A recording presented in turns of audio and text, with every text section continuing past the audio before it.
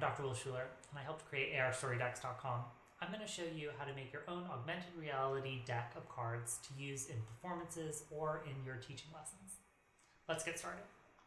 First, you go to our website, ARStorydecks.com, and then click on Create a Deck. Add in a title and author of your deck, as well as a description.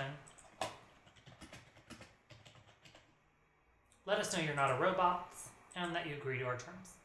Then click Create a Deck. This brings you to the deck visualization screen, and you can get started by adding a card.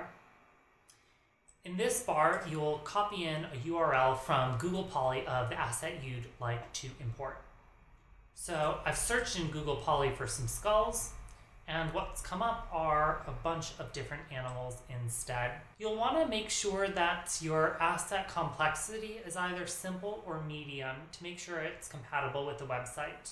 If you choose an asset that's not compatible, the website will let you know. I'm going to start with this manatee because I think they're super cute. And I'm going to click Share and Copy and go back to the website where I will paste it in the toolbar and click Import. And there we can see the manatee is in our asset library. I'll go ahead and add in one more as well because this kangaroo rat is also adorable.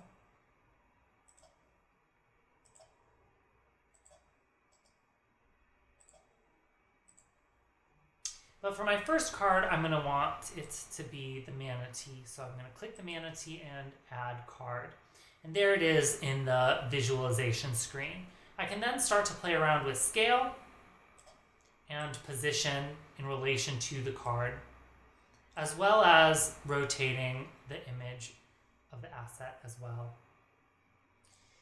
So keep in mind that the performer or the teacher is going to have to hold the card flat up to the spectator, who's then going to hold their phone up to that card to see the augmented reality asset in space between their phone and the card.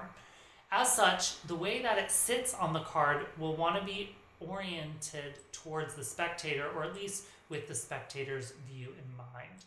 So I'm going to rotate it so that the manatees coming out of the card is quite large, but not sinking into the card.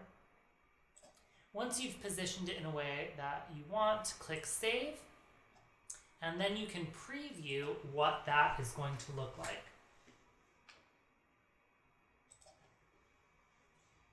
So there we have the manatee on our card. It's coming out of it as I've oriented it. It's a bit large, and you'll want to maybe test around with some spectators to see whether or not their phone is able to capture the whole asset, or if it's a bit too large for the asset. And you can also play around with what degree the asset begins to vanish. You might want to print your cards on a non-reflective surface because that can interfere with readability as well. Once you're satisfied with that, you can then begin adding more cards. For example, the kangaroo rats, and however you want them positioned as well. If you want to reorder the cards, you can simply move them around. When you're done, click Share. And if you send your student or spectator this link, they'll be able to put that into the web browser of their smartphone and interact with the story deck that you've created. If you want to come back and edit your deck, make sure you save the editable link, which is the same that's up in the browser here. Or you can sign into our website using Google, and then you'll be able to access all of the decks that you've created. To print a deck, go down to the bottom of our website and choose Print Your Cards. You'll have the choice between a black and white printer-friendly version and a full-color version to download and print. Also on the website are sample lesson plans, which you can browse to become inspired by for your own lesson planning or performance making using ARStorydecks.